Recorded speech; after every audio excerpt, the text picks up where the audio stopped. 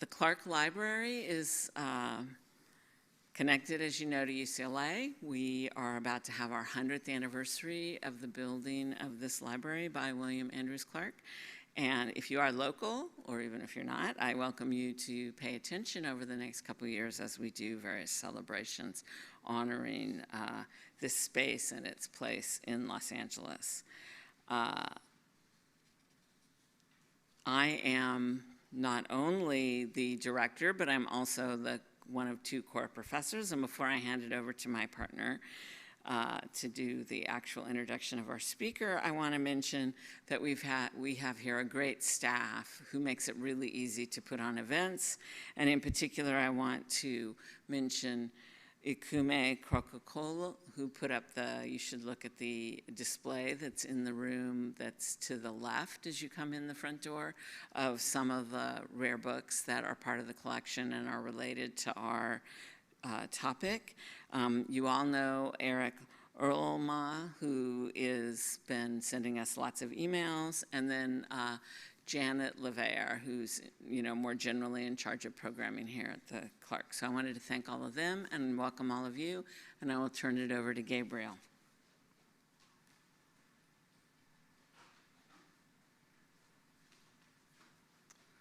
All right, welcome all. First off, I want to echo the thanks that Carla just gave to the organizers who worked really hard to ensure that things ran so smoothly and ensure that we can have a meaningful exchange of ideas in the coming days. So thank you for making this occasion possible. Thank you all of you for being here. My name is Gabriel de Avilés Rocha, and it's my pleasure and honor to introduce our speaker this afternoon, Ida Altman. We're so grateful that she could be here to launch us across the starting line of our conference cycle on the early global Caribbean, which the first meeting of which will be happening in the coming days, and then will proceed apace in the coming months during this academic year. We would be hard-pressed to find a scholar better suited for this task of getting us started. Ida Altman, Professor Emerita at the University of Florida, is a leading historian of the field of colonial Latin American and Caribbean studies. For many decades now, Altman has advanced in really important ways our historical understanding of the early colonial societies that took root across the Caribbean and Mesoamerica under the lengthening shadow of the Spanish Empire. In her many monographs, edited volumes, and what seems to be as many published articles and chapters as there are islands in the Caribbean, Altman's work regularly poses straightforward yet really foundational and intractable questions. What was life like in an early colonial world? How did violence, coercion, and struggle shape emergent social orders in the pockets of the Americas claimed by Spain after 1492? How did a wide range of peoples, men, women, old, young, indigenous, black, mixed race, and the broader differentiations encompassed by these identity markers, experience profound rupture and deep continuity while going about their lives? How did indigenous, African, and diasporic individuals and communities bear the brunt of the violence, the displacement, and the coercive labor regimes that targeted them for dispossession and exploitation? And how, in some instances, did they overcome these wholesale assaults against their livelihoods and subjectivities? How did newcomers to the Americas from radically different walks of life seek to open a new chapter in their lives across the ocean, levying ties of kin and status along the way? Committed to this deep work, asking these hard questions and looking in manuscript sources from the period for answers that begin to answer them, and building on the foundational scholarship of leading Caribbean and Latin American scholars, Altman has not only worked tirelessly to piece together the archival traces of an impressive range of individuals, but she's also brought different spatial and geographic frameworks to bear on early colonial history, from comparative and connected approaches that emphasize on-the-ground realities in both Iberia and the Americas, to regional treatments centering Mexico or the Greater Antilles, and onward to considerations of broader Atlantic processes that that converged on the Americas. These different frames of spatial analysis, wielded differently by Altman throughout the years, share a commitment to grappling with questions of the local, of the regional, and the global as animating factors of colonial social formation. So Altman has really been at the vanguard of tackling these formidable themes for some time. After receiving her PhD in history from Johns Hopkins in 1982, during her time as a faculty member at the University of New Orleans, where she taught for over 35 years, she authored the prize-winning book, a classic in the field, Immigrants and Society, Extremadura and Spanish America in the 16th Century, the first scholarly work to demonstrate the role of family, kinship, and local society in shaping the movement of people from Spain to Spanish America. This book and its important follow-up, Transatlantic Ties in the Spanish Empire, Brihuega, Spain, and Puebla, Mexico, not only participated in the social history boom of colonial Latin American historiography, but pushed the field into the Atlantic turn of the 90s and early 2000s. These meticulously researched books demonstrate Altman's unique talent for seeking the fullest possible treatment of people as members of communities, their interpersonal relationships mediated by kinship, gender, ethnicity, and race, in the spaces of their lived experience during times of profound change. Other works by Altman adopts a wider angle regional lens without ever losing sight on the local and the quotidian. Much of her work has been focused more tightly on northern Mesoamerica, and here I'd be remiss not to bring up one of her earliest volumes, Provinces of Early Mexico, edited and co-authored with James Lockhart, when, if I'm not mistaken, Altman was still a graduate student. Is that?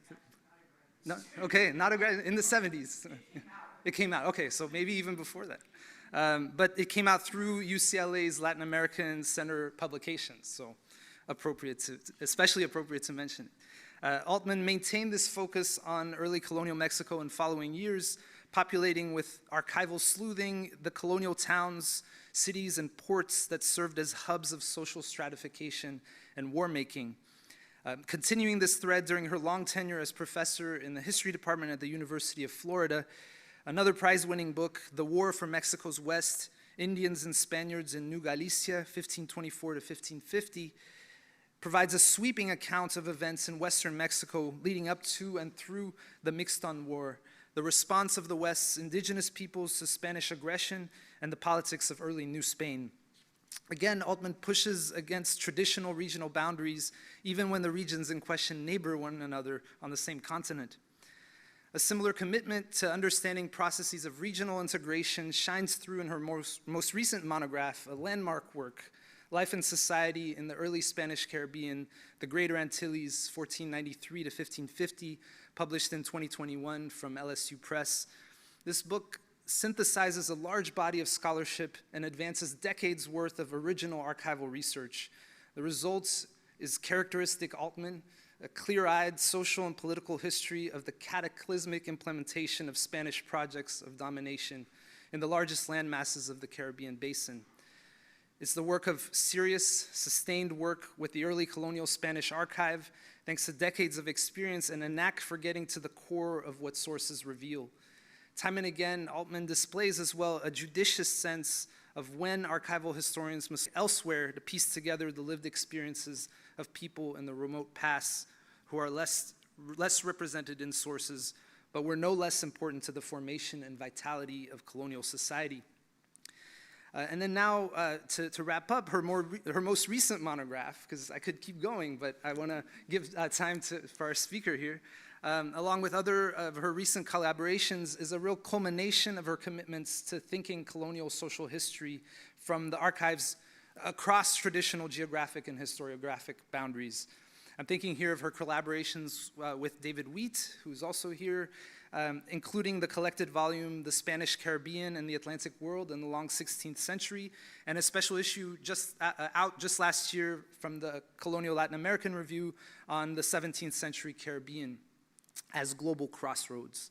This latest turn in her scholarship pushes her and us, her interlocutors, her admirers, her collaborators, and the very many who have learned from her work and benefited from her mentorship over the years, to think the early Caribbean across, beyond, before, and despite empires. This is the critical task that Altman has devoted years of work, much of which will shine through, I'm sure, in the lecture we're about to hear. And it's this work that the participants of the early Global Caribbean Conference and all those able to attend are committed from different disciplinary and historiographic vantage points to learn from and build upon. So without further ado, please join me in welcoming Ida Altman, presenting her talk, Caribbean Kaleidoscope, Convergence and Transformation in the 16th and 17th Centuries.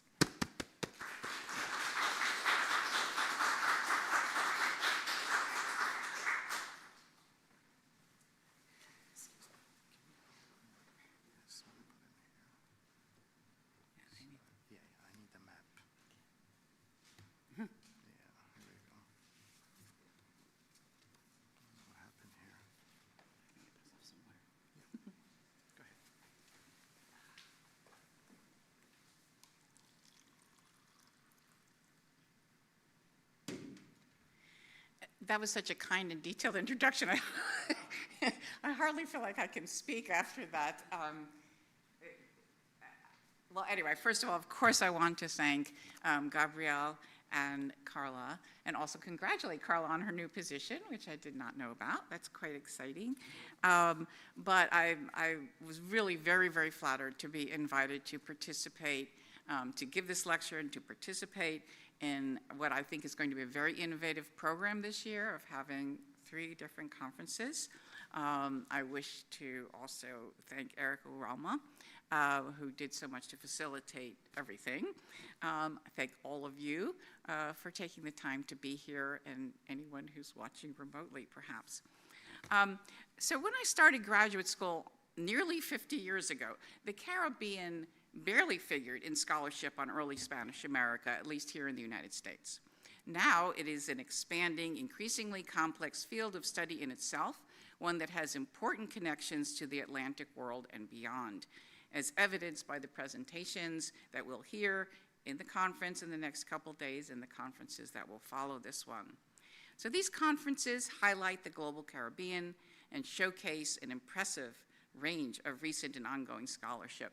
So I guess I like to think of this talk maybe as a kind of prologue to what is to come, with apologies to any of you who have read my book on the Greater Antilles in the first half of the 16th century. I will be talking about some of that material and hope to suggest ways that we can contextualize early developments in the post-contact period in light of later ones, and vice versa. Excuse me. I will be relying to perhaps a heavy degree on the work of other scholars as well. And so if they hear this, they certainly will recognize what I owe to them. In 1528, a man named Antonio de Villasante obtained from the Spanish crown a monopoly over the sale of balsam and other drugs that were produced from native plants that were found in Hispaniola. He had arrived in the island early in the 1490s, married an indigenous woman named Catalina de Aya Ibex, who was a cacica or female ruler and convert to Christianity. As of 1514 and possibly earlier, Villasante had received a repartimiento that granted him the rights to the labor of some 35 people who were under Catalina's, whoops, I knew I would do that. I'm sorry. I don't know how to get it back.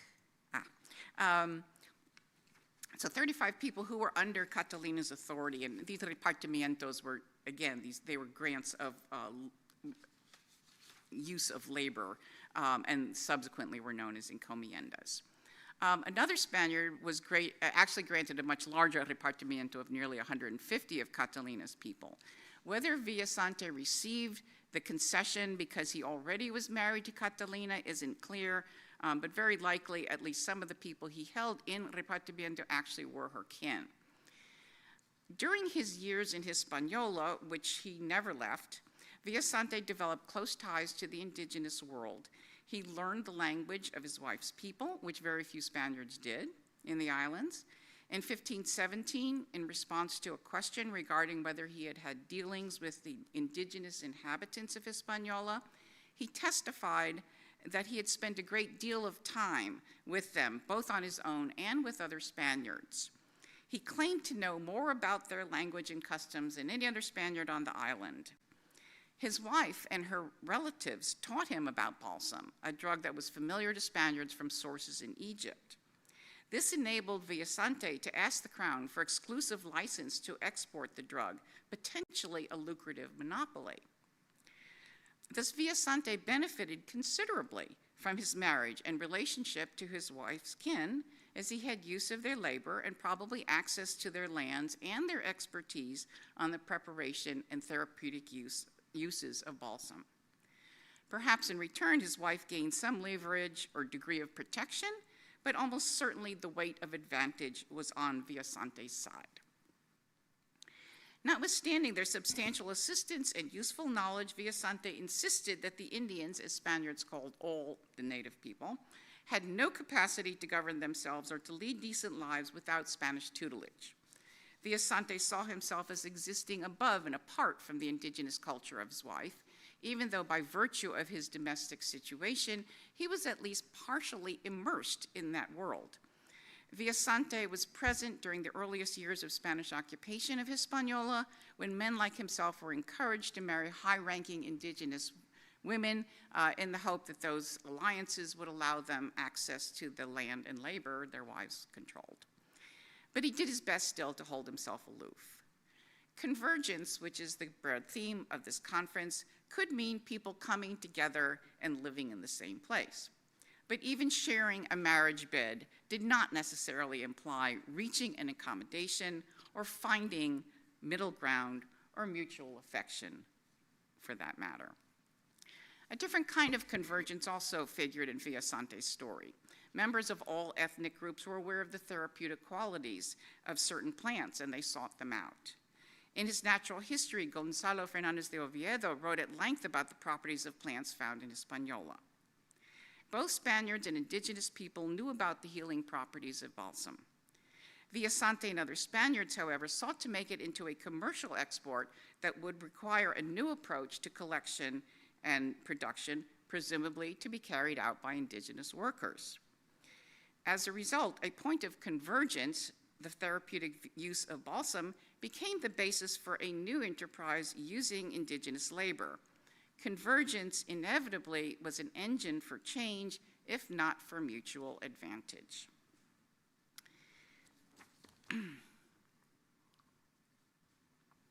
Over thousands of years and long before Europeans crossed the Atlantic, the huge sea and land expanse that we call the Caribbean, and I'm using the Caribbean to include the surrounding mainland area, it was constantly transformed by the arrival of new people and the diffusion of knowledge and technology.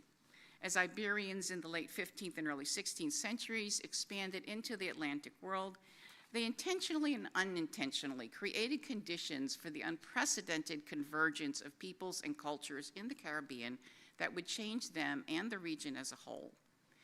The dimensions and complexities of that process can be observed at all levels, from the formation of families and households that encompassed individuals of widely varying origins, to the reliance on mixed labor forces working in mines, agriculture, and households, to the appearance of busy port towns that attracted merchants and other entrepreneurs of many nationalities, as well as raiders. So as I said, I'm starting with early years after contact in order to contextualize some of the changes that took hold. The rapid fall in indigenous populations throughout the Caribbean in the years following the arrival of Europeans has led many to assume that population loss resulted entirely from Spanish exploitation and newly introduced diseases, which of course had a huge impact. This reductionist interpretation, however, fails to take into account pre-existing patterns of mobility in the region, indigenous agency, objectives, and resistance, European missteps, and variability over time and space, all of which played important roles in shaping Spanish actions and outcomes for native groups. Long-standing traditions by which indigenous people moved between mainland and islands and among the islands, fostering kinship and other ties that bound people and places together, did not disappear. Increasingly, however, they would be affected and probably at times or even often constrained by Spanish demands, activities, and enterprises. For their part, Spaniards moved people around, relocating communities and using the native people they called indios, always under some form or threat of coercion, as their interpreters, bearers, and auxiliaries for all their enterprises and expeditions into new areas. So I want to talk about one example where it's possible to trace how these changes affected indigenous people, and this is the Toa River Valley of Puerto Rico. The valley was the setting for one of the island's earliest commercial estates, originally held jointly by the Spanish crown and the island's conqueror and first governor, Juan Ponce de Leon. Located in the northern part of the island, Toa was close to both the first capital, Caparra, and the second one of San Juan, so it was well situated for commercial success. Notably, the estate at Toa continued to function during the years of a tenacious and destructive indigenous uprising on the island, which began in 1511, only 2 years after Spaniards occupied Puerto Rico, and lasted until 1517, although even then conditions remained unsettled. Documents starting in the year 1513 that recorded the goods called cacona, this was usually clothing, that were issued to indigenous workers on the royal estate of Toa as compensation for their labor, afford us some insight into the innovations that were imposed by Spanish authorities, even when they were not in control fully of the island. By 1513, there were people from at least 3 different communities who were then living and working at Toa, as well as a few individuals who had been brought from Hispaniola, and at least 1 black man. According to historian Francisco Moscoso, Francisco de Aramana was the cacique, or ruler of Toa, but other caciques were moved there with their people to work on the estate. In these early years, the numbers of workers fluctuated quite a lot. In 1514, for example, 20 of Francisco de Aramana's naborias, 12 of them women, were assigned to work in the gold mines. In 1515, yet another cacique, Francisco Guaybanks, appeared with 3 captains and around 85 people, about a third of them women, the largest group listed to that point. In October 1515, the roster included 5 men identified as Indio de Haití, 1 from Bimini, which would be the Bahamas, a man named Martinillo, who was said to be a Christian and in charge of the church on the estate, and a black man named Duarte. They all received similar goods and compensation, so it's difficult to judge if these people coming from the other islands were enslaved or not, probably so. But Duarte, who's called Duarte Negro in the records, subsequently served as the estate's estanciero, or overseer, so it's hard to say whether he was enslaved or not. In June 1516, more than 120 people were listed under Francisco de Aramana's authority. The following year, his people were divided into 2 groups, Naborias de la Casa de la Mina and Naborias de la Casa del Conuco. This division of workers into 2 casas, houses, could mean that physical structures were actually associated with the 2 principal activities of gold mining and cultivating cassava, perhaps storehouses, housing for workers. Equally likely, however, and I'm beginning to think even more likely, the designations could have referred to kin or clan groupings. If so, this would be an instance in which the influence of indigenous categories on the Spanish organization of labor in the Greater Antilles can be documented and considered a kind of structural convergence. The subsequent history of Toa became one of demographic collapse but economic survival. Historian Khalil Suede Badillo has shown that the royal estate was commercially profitable during the 1510s, generating higher revenues than the gold mines. In 1514, there were a total of 51,000 montones de yuca y ajes de todas edades. In other words, montones were these mounds in which they were growing yuca and aje, which is kind of like a sweet potato and so on. 51,000 is a lot. Only the nearby island of Mona, also originally a royal estate, was a bigger commercial producer of foodstuffs. By 1528, however, fewer than a quarter that number of montones were being cultivated. The royal estate at Toa functioned for more than a decade under a series of managers, one of whom, Diego Muriel, worked there in the 1520s and married the cacica Doña Maria. Eventually, he rented the estate after a brief period during which it was designated as an experiencia, supposedly an experimental community in which ostensibly free Indians were placed under clerical authority. But it never really functioned, I don't believe. In 1526, the people there were then assigned in encomienda to the island's treasurer. 2 years later, Muriel was in Spain, where he successfully petitioned to assume both the encomienda and responsibility for the estate. Clearly, they were sort of considered one and the same. Although testimony related to these developments suggests that after returning from Spain with the concession he sought, Muriel made an effort to improve working and living conditions at Toa, documents from the late 1520s reflect rapid, devastating losses among the people there.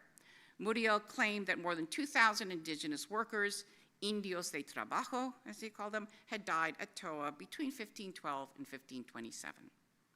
When he returned from Spain, only 39 people remained on the estate. Lists of the people still there in 1528 and 1529 reveal the near disappearance of young men who might have fled, or they might have been affected by especially high mortality rates because they were assigned the heaviest labor duties in mines and agriculture. Not surprisingly, the integrity of the different communities that had been brought together at the estate had eroded, the remnant population consisting mostly of the elderly and ill. Although the anonymity of their mortality seems to limit sharply what can be learned about the people who experienced these rapid and destructive changes, testimony compiled for a deposition that Muriel prepared in these years suggests that where indigenous and African laborers and Spanish managers and residents came together, anonymity yielded to more personal relations. When indigenous witnesses testified to their poor working and living conditions under the encomendero to whom they had been assigned, Spanish witnesses who lived in the area confirmed their allegations, as did the black estanciero Duarte. They also testified to knowing several of the young indigenous men who had worked at the estate. The complexity of the indigenous workers' relationship with Diego Muriel is reflected in the testimony of a couple of young men that they had fled the estate because of harsh working conditions. But then they would go back to find out when they heard a cannon shot announcing the arrival of a ship, they'd go back and ask if Muriel had actually returned from Spain. The timing of Muriel's petition to the crown to rent the estate proved to be financially disastrous. In July 1529, a hurricane caused extensive damage on the island and epidemics followed. There remained only 8 or 9 of the people who had lived and labored at Toa. By 1530, however, Muriel had acquired 13 African and 17 indigenous slaves, who probably had been brought from elsewhere in the Caribbean. Thus, within 20 years of the Spaniards' arrival in Puerto Rico, one of the island's most important areas for commercial agriculture, the Toa Valley, had lost not only its original indigenous inhabitants, but also hundreds of other people who had been moved there from elsewhere on the islands or from other islands. Historian Elsa Galpi quotes a 1581 report from the Bishop of Puerto Rico, Fray Diego de Salamanca, to the king, in which he wrote, quote, "In this island, there aren't any pueblos of Indians because they're finished, acabados. There are perhaps 20 Indians who work for a salary and their parents weren't natives but came from tierra firme." Although some people who were indigenous to the island probably remained there outside the reach of Spanish authorities or estate owners, there's no way to know their number. An enslaved labor force that increasingly was African and African descended replaced them. The later history of the Toa Valley then was one of economic as well as demographic replacement and transformation.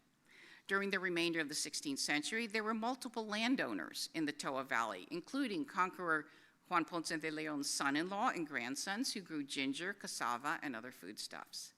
There were cattle ranches as well. Alonso Perez Martel grazed 3,000 head of cattle and raised mules and pigs. After 1540, he owned a sugar mill known as La Trinidad, the largest on the island. In the last third of the 16th century, La Trinidad had around 50 enslaved black workers, about a quarter of them women. The number of enslaved individuals there subsequently rose to 80. Perez Martel claimed that his ingenio, his sugar mill, produced more than 3,000 arrobas annually in the second half of the 16th century. Arroba is about 25 pounds, so pretty substantial production. So the convergence in the Toa Valley of Spaniards, original and relocated indigenous inhabitants, and people brought to Puerto Rico from elsewhere resulted in the near total replacement of the original population in a little over 2 decades. Throughout the Caribbean, these processes and their outcomes varied a good deal, with numerous and shifting patterns of engagement and disengagement, dislocation and relocation, conflict and accommodation, often the result of real or threatened violence. In 1514, for example, around the same time that several indigenous communities in Puerto Rico were located to Toa, Spaniards emptied out the entire Caquetillo population of Curacao, which had been designated a, quote, useless island by the Crown, meaning there were no significant resources to exploit. The island's people were forcibly transported to Hispaniola and Tierra Firme on the South American coast. About 10 years later, however, Juan de Ampiez initiated the repopulation of the island with a royal license to bring 25 people from Hispaniola, possibly including some of the deportees. And thereafter, he was able to encourage more people from the mainland to settle under Spanish authority. Notably then, in that instance, not only did some of the island's original residents possibly return after the depopulation, but the people who replaced them also were Caquetillos rather than just Spaniards, Africans, or indigenous from elsewhere. A little over 100 years later, however, when the Dutch took Curacao, they deported, again, most of the Caquetillos to Coro on the South American coast. And my thanks to Linda Rupert, as I have cribbed totally from her book about this. Elsewhere in the Caribbean, in smaller towns and more rural areas of the Big Islands, steady contact among all groups produced communities that from an early time were racially mixed and reflected their diverse demographic and cultural roots. By contrast, in Panama, Africans and African-descended people, in some instances, succeeded in removing themselves from and negotiating with Spanish authorities, carving out quasi-independent territories. In Hispaniola, the uniquely successful revolt of the indigenous leader Enrique between 1519 and 1533 ended in the negotiation of a treaty in which he and his people received a concession of land near the town of Asua and recognition of their autonomy. Notwithstanding this official recognition, however, the rough mountainous area where it was located, the Bauruco, continued for decades to attract people fleeing Spanish society. Spanish authorities viewed the Bauruco as dangerous territory. For Maroons, both Black and Indigenous, it remained what it long had been, an important zone of refuge encompassing what Gabriel Rocha has called a, quote, sprawling constellation of autonomous communities, end quote.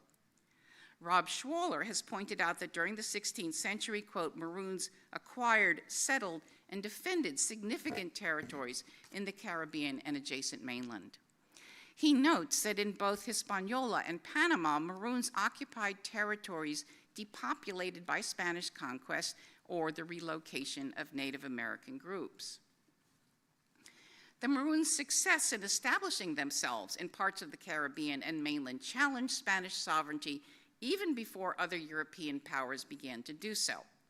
As Schwaller writes, their achievements in the 16th century, quote, revealed the divergence between Spanish claims to sovereignty and their ability to effectively govern those regions. Maroons sought out, settled, and defended regions that the Spanish could not or would not occupy or secure. Now, this is a pattern, of course, that in this period was not confined to the Caribbean or to African-descended Maroons. In my research on the conquest of Western Mexico, I actually found that there were large areas of Nueva Galicia where indigenous groups were not brought under colonial control until the late 18th century, and that's a situation that had its counterparts in southern Chile and the far north of New Spain.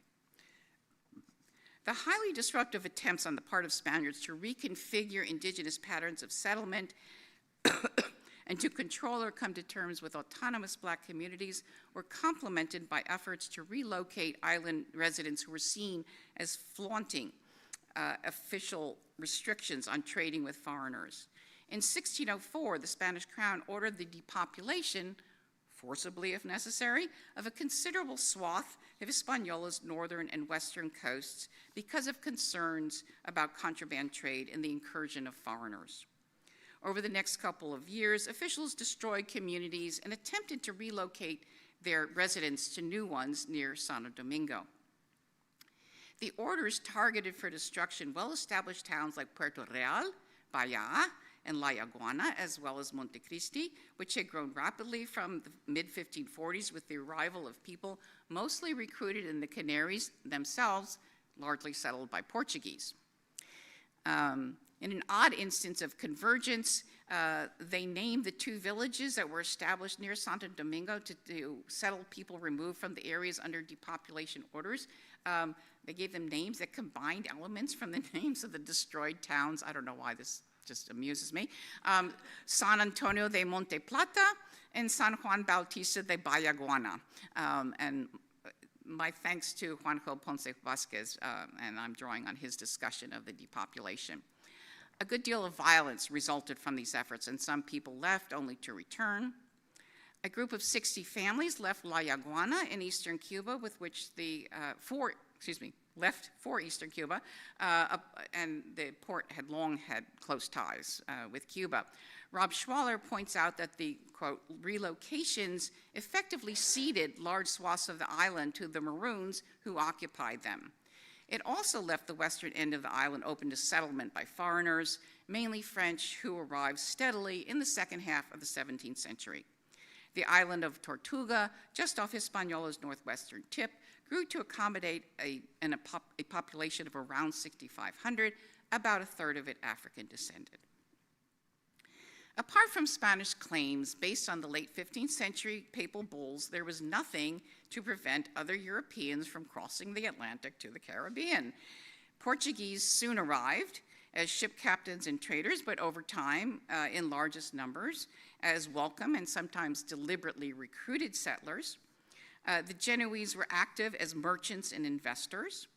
German merchants were there as well, given the Spanish crown's Habsburg ties. Portuguese, Genoese, and Germans sought to participate in Spain's enterprise in the Caribbean, not to challenge it or to attack ports or shipping in many ways, and they could really be considered just a kind of extension of, the Spanish presence. The French and British, however, challenged Spain's claim to exclusive rights and eventually established toeholds in the southern Caribbean.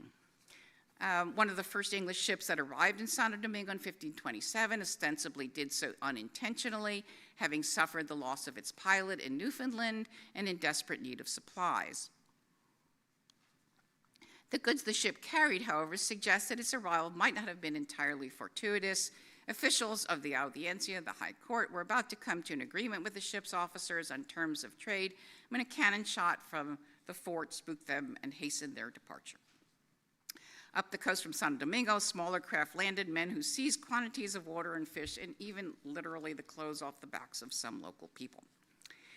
If that encounter was close to nonviolent, no one died, the same could not be said for the many attacks by French corsairs that reached the point of war in the 1530s and 40s. Successful challenges to Spain's exclusive claims to territory, however, did not come until the 17th century. In the 16th, the French, British, and Dutch dedicated themselves to raiding and conducting contraband trade, activities facilitated by the island's many ports and harbors that were difficult to protect and defend.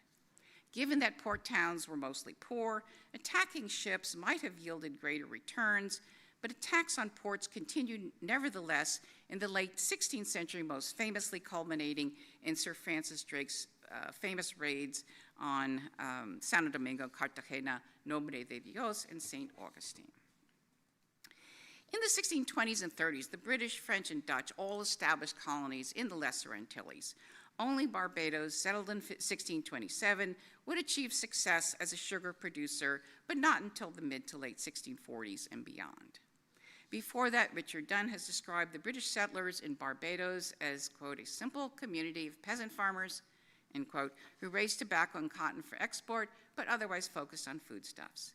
He noted that in general, quote, the leeward colonists remained struggling peasants for many years. Notwithstanding the common discourse, it emphasized the excesses of the Inquisition and Spanish cruelty to native peoples, the so-called Black Legend that justified intervention by other nations on behalf of the oppressed indigenous peoples. To a notable extent, Northern Europeans followed the precedents that their Spanish rivals had set. As in Spanish domains, successful settlement, for the most part, was the result of private initiative and financing, and that lasted until, the British conquest of Jamaica, which was mid-17th century, and somewhat earlier, the Netherlands established the Dutch West India Company as a quasi-governmental entity, empowered to wage war as well as trade. As was true in the Spanish Caribbean, Northern European settlers tried a variety of commercial jobs. Nuala Zahadia notes that agriculture in Jamaica, quote, remained relatively small scale and diversified throughout the early modern period. She writes that as late as the first quarter of the 18th century, Jamaica's exports of cotton, ginger, hides, indigo, pimento, dyewoods, and other items constituted between 27 and 45% of the island's export trade to England. Not only were sugar and cacao, both of which would become important crops in Jamaica and elsewhere, originally introduced by the Spaniards, but Carla Pestana has pointed out that after the 1655 conquest, early planters in Jamaica were influenced by both Spanish patterns of land use and indigenous practices. In terms of the search for viable exports, the experience of Northern European settlers differed from that of Spaniards who had settled in the islands over a century earlier, mainly in that they did not find gold and they were unable to exploit indigenous labor on anywhere near the same scale as in Spanish-held territories. Spaniards' choices represented a response to what they encountered in the islands of the Greater Antilles, namely substantial indigenous populations and sources of gold. Colonizers in the Lesser Antilles made their own adaptations, but the similarities actually remain quite strong. Zahadia writes that early English Jamaica, quote, developed a dual economy with a relatively diversified agricultural sector alongside thriving entrepot activities, end quote. The description fits early Hispaniola or Puerto Rico just as aptly. In the 16th and 17th century, probably the most notable point of convergence in the Caribbean was Europeans' across-the-board use of coerced labor in their overseas territories, whether they relied on encomienda labor, indentured servants, or enslaved workers. Planters in Barbados initially depended on indentured servants, and although imports of enslaved Africans increased in the 1640s, the use of servants continued. Cromwell's Irish campaign and the English Civil War yielded prisoners who could be shipped off to Barbados. John McCusker and Russell Menard note that the numbers of servants actually increased there after 1640, although those of slaves increased even faster. After the English conquest in 1655, Jamaica also experienced a slow transition to enslaved labor.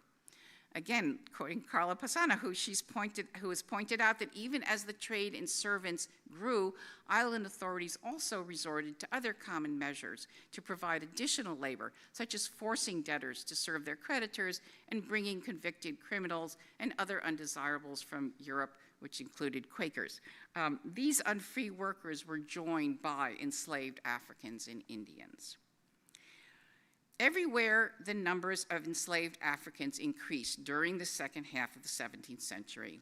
The slave trade burgeoned, and it fostered an intricate convergence as imperial borders and mercantilist restrictions on trade were crossed and compromised in response to the realities of a complex and shifting system of supply and demand. Kristen Block writes that the slave trade was, quote, a business dominated by Christians, defined by royal monopolies and international trade networks, end quote. As contraband and informal trade took hold throughout the Caribbean, it operated with a similar kind of complexity, minus the rhetoric that paid lip service to a Christian mission. Enslaved and other coerced workers resisted, rebelled, escaped, and carved out their own autonomous spaces. On occasion, they made common cause with one another or also sided with foreign aggressors.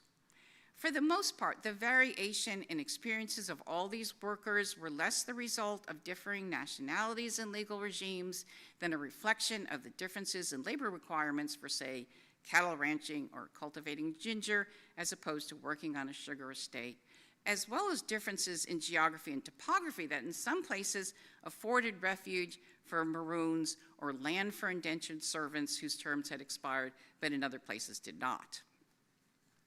Notably, in contrast to the controversy that arose in the early 16th century over Spanish treatment of indigenous peoples in the Caribbean and elsewhere, the European nations that participated in the slave trade and used the labor of enslaved Africans in their colonies, Spain included, did so for decades without facing any serious protest or challenge.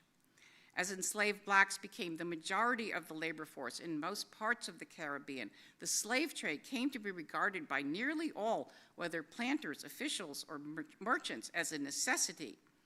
In support of the almost unquestioned accord, Europeans and settlers deployed their religious convictions and couched their defense of the slave trade and slavery in religious terms. Spanish jurists and theologians argued that Africans captured in what they called, just wars would be better off if taken to Christian-held territories, just as they had justified the conquest of indigenous people in the Caribbean and elsewhere in terms of the need to bring them into Christendom. For the nations involved in settling and exploiting the Caribbean, the discourse of religion provided useful explanations and justifications in a range of situations. Pestana writes that after the humiliating failure of the English attack on Santo Domingo, both sides, quote, drew upon a common understanding of God's providential dealings with his people, and both, quote, saw the conflict in fundamentally religious terms, end quote.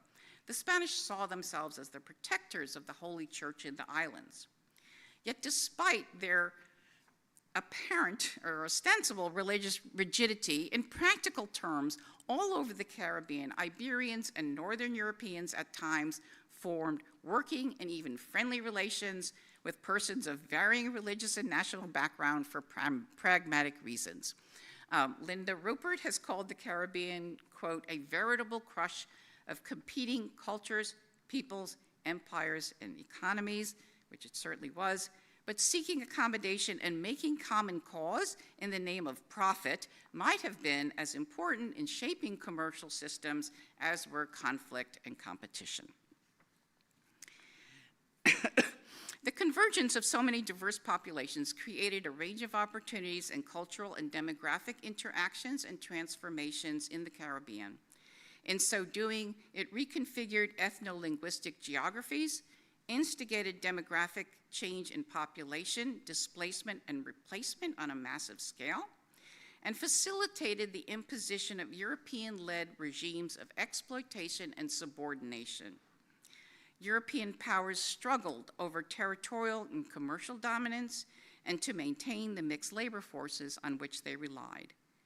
As they did so, Native Americans and African-descended people at times were able to take advantage of conflict and dissent, both internal and external, to carve out independent spaces for themselves, thus at least for some time and in some places successfully challenging the hegemonic side of convergence.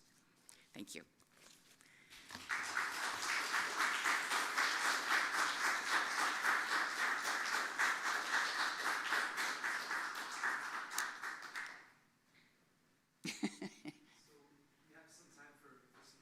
Sure. Sure.